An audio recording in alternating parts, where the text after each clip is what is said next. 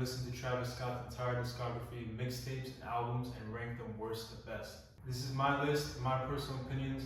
Music is subjective, but I still want to hear your opinions, so drop it down in the comments. So I ranked every project based on one, listening experience, production, quality as a front to back listen, and then I also ranked every single song as I was listening to them, so I took the average of that and averaged them all out. So we're gonna start with the worst, which is number 8, Owl Pharaoh.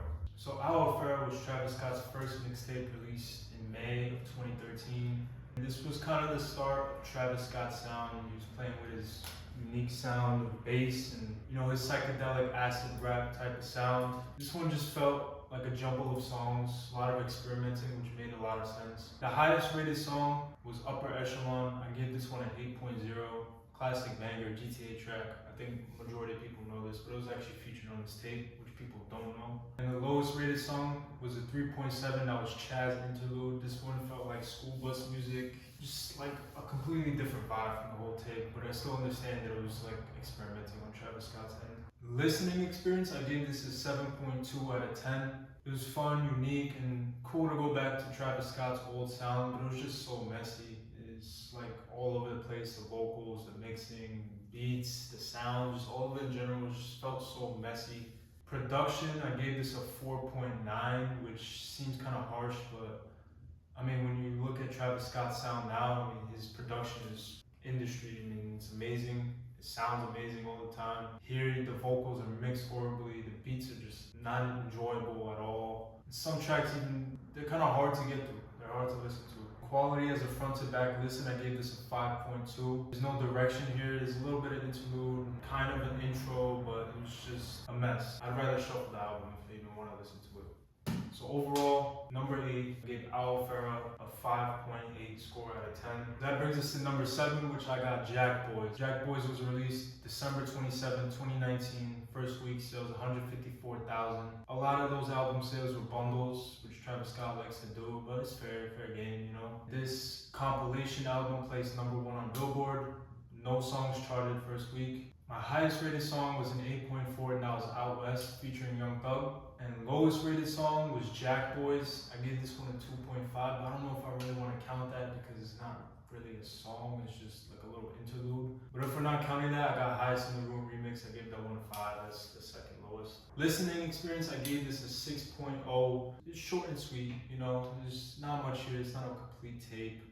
2 of the songs are not even Travis Scott songs. One song is just an interlude, another one's a remix, so it's not an album, to be fair. Production, I gave this an 8.0. Great beats for all the artists that are sitting in this track list. At this point, 2019, Travis Scott understands his sound and he has great industry producers to back him up to make that sound good. And front to back listen, I gave this a 5.5. I don't think it's a tape that anyone will go back and listen front to back. It's just a compilation album.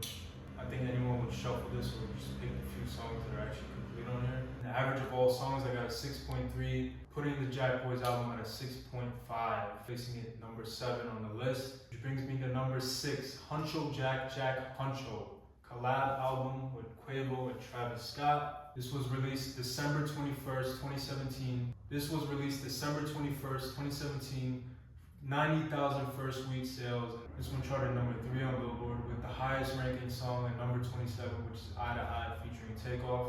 My highest rated song was 8.3, and that was Do By Shit featuring Offset. 3.7, which was Best Man, terrible track. Definitely the mediocre track, no replay value at all here, is just dead.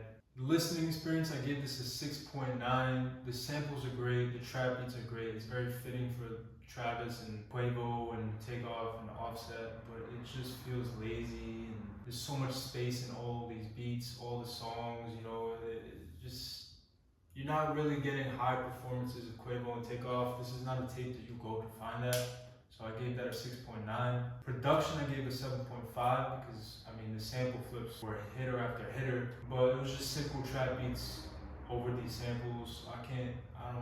It just didn't feel like amazing. And a front to back listen, I gave it a 5.2 because it's just not an album that you'd want to listen to front to back. It's one that you pick out songs or shuffle. Just simple trap beats and two guys who are just rapping over them and just saying shit. There's no direction, there's no story, which is fair. I mean, it's a collab album, two rappers are just rapping. And the average of all the tracks that I got was a 6.7, giving this album a 6.6 score, putting it at number 6, which leads to number 5, which is Days Before Rodeo. Days Before Rodeo is Travis Scott's second mixtape, released on August 18, 2014. My highest rated song on here was Drugs You Should Try It. I gave this one an 8.9. I mean, this one's a banger. If you know, you know. If you heard this song, I'm sure you love it. One of his best, I mean, especially back then in 2014, before his sound was really there. And the lowest song with a 2.8 is Back, which is actually produced by Metro Boomin, but that was before Metro Boomin was even like industry producer, you know, hit maker. Horrible song, skip. Not much to say, it's terrible. Listening experience, I gave this a 7.9 because all the intros and outros and little effects in the beats and the way Travis plays his voice, the flow with the beat is just really nice. 7.9. Production, I gave it 8.1 for an album that came out 10 years ago. It still sounds very modern. They're fun beats. Vocal mixing on here is still a little off. I know Travis likes to play with his auto-tune, but it's just unappealing for some songs. For quality as a front to back listen, I gave this a 7.8. There's a few skips in there, but the track list starts off so strong and then just slowly begins to fall off. But you know, it's an album that I would listen front to back. So I gave it a 7.8. And the average of all the songs that I got was a 6.9, giving the total average of Days Before Rodeo at 7.7, which brings us to number 4, which is Birds in the Trap Sing McKnight. This is Travis Scott's second album. This one placed number 1 on the Billboard with 88,000 first week sales.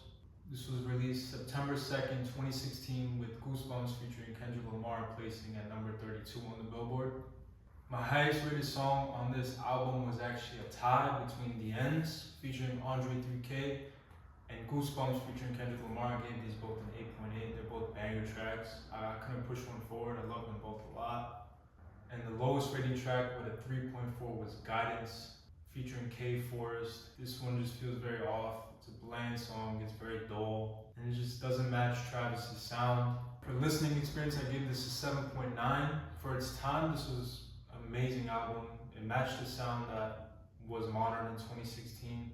And it's cool to look back on 8 years later. You feel the repetition on this one, so I couldn't push it past an 8, but it's still great. Production, I gave this an 8.6, and looking at the track list, there was so many producers who put their hand in this little album. It's bound to be good. All the little beat switches and little sound effects and drums, they all punch. It sounds great. The production's there for sure. 8.6. And quality front to back, I gave this an 8.3. There's a few skips, but it starts off strong and it ends pretty strong. So, I mean, I'll give it an 8.3. It's something I would do front to back. Pause. And the average of all the songs that I got was a 7.0, putting this album at an 8.0 average, which brings me to number 3, Utopia. Utopia was Travis Scott's 4th album, released on July 28th, 2023. Debuted at number 1 on the charts with 496,000 first week sales. The vinyl sales on this album were the most seen since 1991 for a hip-hop or R&B album. The top charting song on here was Meltdown featuring Drake at number 3.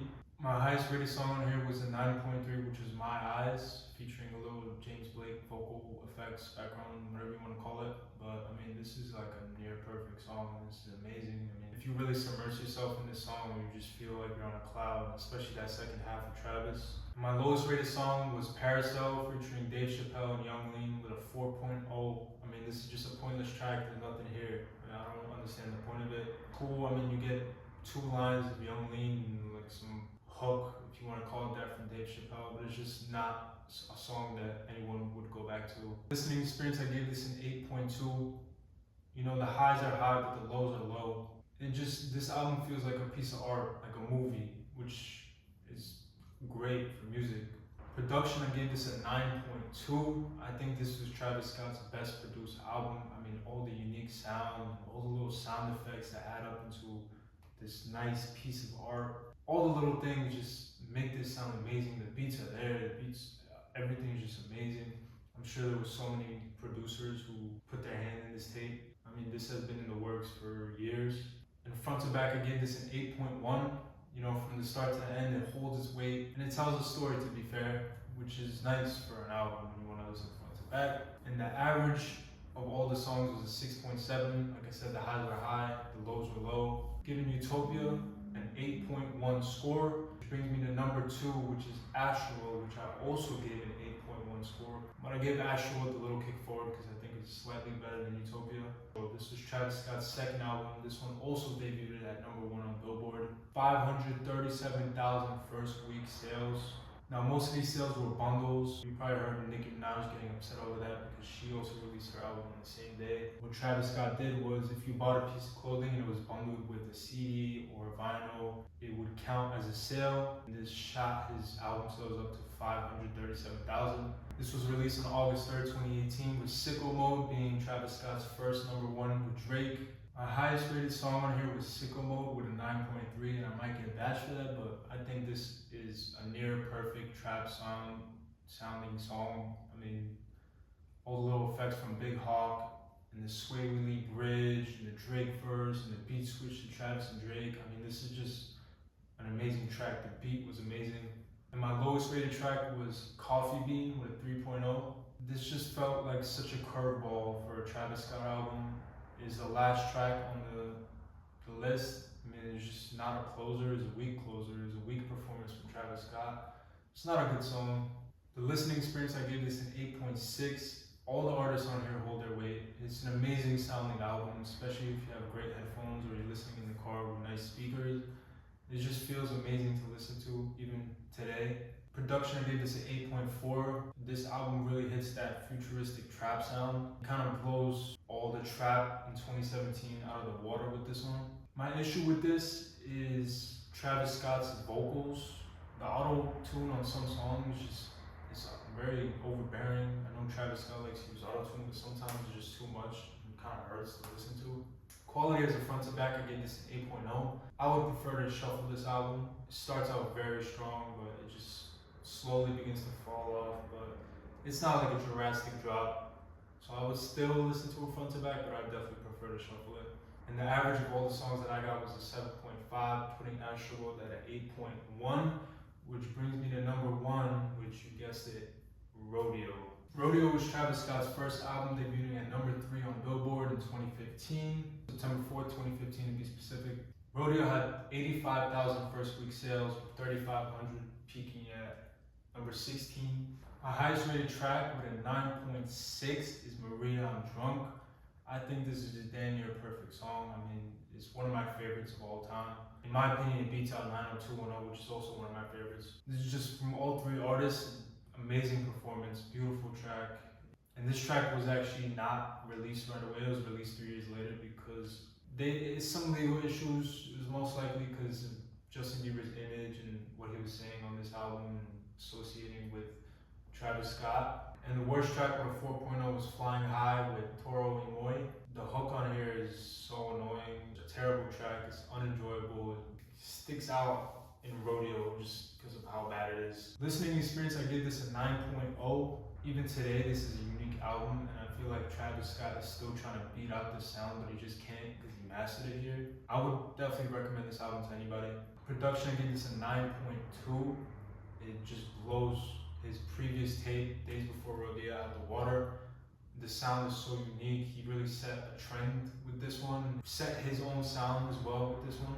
So 9.2 on that. For quality front to back, I gave this an 8.2 because there's a few skips and a few unenjoyable songs, but this one is another album that feels like a piece of art. And the average of all the tracks, I got a 7.4, giving Rodeo an 8.5, which would be Travis Scott's best album in my opinion. So let me know in the comments what your opinion is on Travis Scott's albums. If you liked the video, hit the like button, subscribe, and stick around to when I show you all the rankings that I did of all his songs. So yeah, here's the final list, final order, and see you later.